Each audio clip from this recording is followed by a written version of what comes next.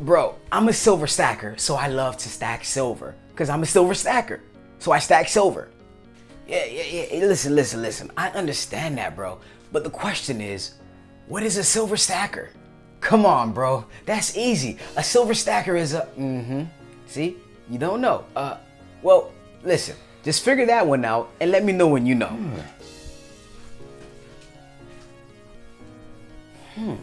That's a good question. I mean, we've been talking about silver stacker, stacking silver, silver stack. But exactly, where does the term come from and what is a silver stacker?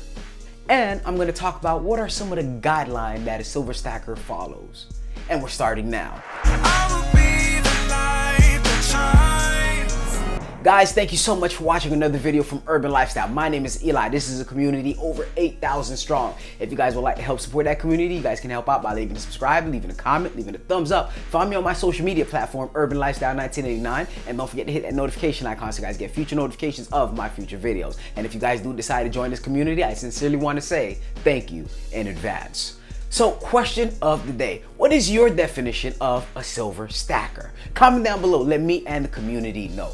So, the basic answer to this is a silver stacker is someone who collects physical silver, and sometimes they collect the physical silver within a specific time frame. It's just a term that became popular amongst all the silver investors, all right? Pretty much comes from, hey, they buy a silver, they buy another silver and stack it right on top of that to save up some space. And they take another silver and put it up all the way to that stack, comes up real high to the point where it probably will tip over if they add any more. So they just stop right there and start all over again and stack up again and stack up again and stack up again. And that's practically a silver stacker in a nutshell. It just comes up from somebody seeing them, someone taking the silver, stacking it on top of each other and just calls it, hey man, you're a silver stacker. But what are some of the guidelines that silver stackers follow? Even though most of the silver stackers, everybody's different from taste and everything else that they may have, they might do this differently. Some people may have their rules and rituals that they do when they stack their silver, and some other people, they just stack and without caring. But I believe here are some basic guidelines that I believe everybody should follow. Guideline number 1. Buy from a reputable and established dealer, all right? You wanna make sure where you're buying from is not somebody who's known for counterfeits or known for giving out fake silver. You wanna make sure you stick with somebody that's reputable and has an established business already. Like Atmex, they've been in business for way over 10 years and they're reputable. I buy from them even though their prices may be a bit top notch, but they're like the Apple of the silver game. Like, so I guess they afford to charge for their name brand, all right? Now, guideline number 2, start with 1 ounce coins, all right? When it comes to silver, trust me, start off with 1 ounce coins. All right, yeah, it's good to go up higher, but just to get a good start and a good feel for what you're doing, you want to start off with 1 ounce coins. And whatever you do, I would say avoid buying fractional silver because it'd be more expensive for you. All right, it's just a waste of money. Trust me, I know I've done this plenty of times, and I hope you guys learn from my mistakes. No fractional silver. All right, so guideline number 3, buy regularly to avoid fluctuation in prices. What does that mean? Imagine if you buy silver right now for $10. Well, it's not $10. Let's give it with the price right now. Let's say you buy silver right now for $14, and then a whole year from now, you don't buy no more and you buy another ounce of silver for $20 because the price went up. Now you just got caught in price fluctuation. One time you bought, it was at 14, and the next time you bought, it was at 20. All right, but you could have took advantage of all that in the middle. It being at 14, even by 16, you probably stop at 18, and when it got at 20, you got a profit back. All right, now guideline number 4, buy cheap, buy cheap, buy cheap. All right, I'm not saying you guys are cheap, but buy silver as close to spot as possible. What is spot? You guys should know what spot is. Spot is the melt value of the silver itself. Now, of course, companies are gonna add a premium to get some profit for them, but buy as close to spot as possible when it comes down to silver. All right, now this is just silver. Now I'm not talking about gold now. Gold has its own separate guidelines, but this is just for silver, okay? Now, guideline number 5, you should diversify with coins, rounds, bars, and sizes. You wanna make sure you're diversifying, and within silver, there's diversity in silver as well. You can get coins, you can get rounds, you can get constitutional silver, you can get different kinds of silver, but be diversified a bit. All right, guideline number 6, bulk buys save money. Bulk buys save money, which means the more you buy, the more money you save.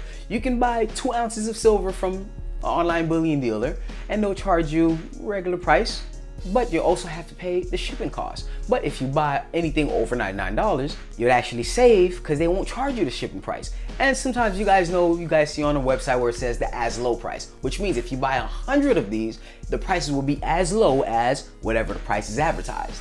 But if you buy one of it, the price is going to be at least $1 more. So just always, it's good to remember, the more you buy, the more you can save. All right.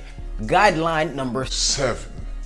Buy some national mint coins. They're harder to counterfeit and easier to sell. All right. Imagine you have this coin nobody ever heard of. It's still silver, but when it's time for you to sell, you're like, hey, you know what? I want to sell this. The guy's gonna look at it like, what is this? I've never seen this before. Take this back. Oh, you want to sell something? Oh man, that's the American Silver Eagle. I know this coin. Hey, here you go. Here's $3,000 for it.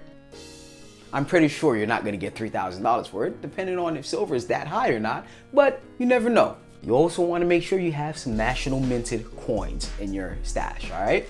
Now, guideline number 8, avoid high premiums. The same way I said for number 4, buy cheap, you want to make sure you avoid high premium silver as well. There's some silver, as long as you know the spot price of silver right now being at $14 and something change, it'll make no sense for me to buy silver over 30 bucks. And believe me, there's people who tried to sell me silver at $30. Trust me. And there's one time I actually did buy silver at $30.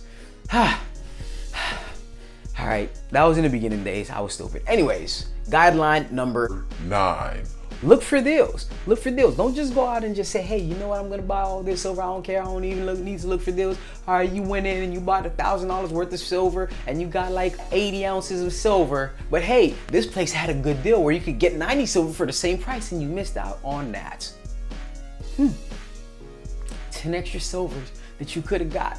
But always make sure you look out for deals, and one of the best channels to help you look out for deals is the Stacking Nerd. Every day she gives you like the deals and sales that bullion dealers are having. So make sure you subscribe to the Stacking Nerd so you guys can make sure that you have some good deals on silver, even gold as well. Okay. Number 10, store it well. Make sure you protect your silver, all right? Don't just have it out in the open and people come in your house, what's that, you know? Yeah, man, you know what? I'll see you next time, all right, man? I appreciate it, man. Thank you for inviting me to your wonderful home, all right? I'll see you tomorrow, all right? Peace out. So you want to make sure you protect your silver at all costs, all right? And that's pretty much it. But at the same time, what are some of the stuff that you should not do when it comes to buying silver or stacking silver? And let's start now. Okay, as a stacker, these are some things that you should not do. Wow, the prints are bigger now, so I can actually read it. Okay, so number 1, think that you're going to make lots of money in a short period of time. Guys, honestly, don't think that this is a get-rich-quick scheme and you guys are going to make tons of money. You're going to make billions and millions and gazillions of dollars doing this, all right? Just don't, honestly, set your expectations real, low, all right? Think of the lowest you can go to set your expectation, right? And then set it 100 times lower. And you'll feel much better about yourself, all right? Trust me. Now, the second thing that you should not do as a silver stacker is purchase from TV ads, and more specifically, from YouTube ads. Just don't do it. Honestly, just don't do it, all right? You're gonna get ripped off, running a high risk of getting ripped off, so just avoid that altogether. Like I said before, stick to a reputable, established online bullion dealer or local coin shop. Now, the third thing you guys should avoid as a silver stacker is buy something if you can't afford it. But Eli, silver is too cheap. I can afford silver. What are you trying to say? I can't afford $16 of silver? No. That's not what I'm saying at all. Why don't you try and buy a 200-ounce bar of silver and let me know if you can afford it or not. I mean, if you can, I mean, more power to you. But the last thing that you guys should avoid, the last thing, and this thing is the most important one whatsoever, and believe me, this is very important. And the last thing is, you should not tell others that you have gold and silver, period. Don't let them know that you stack it in your house.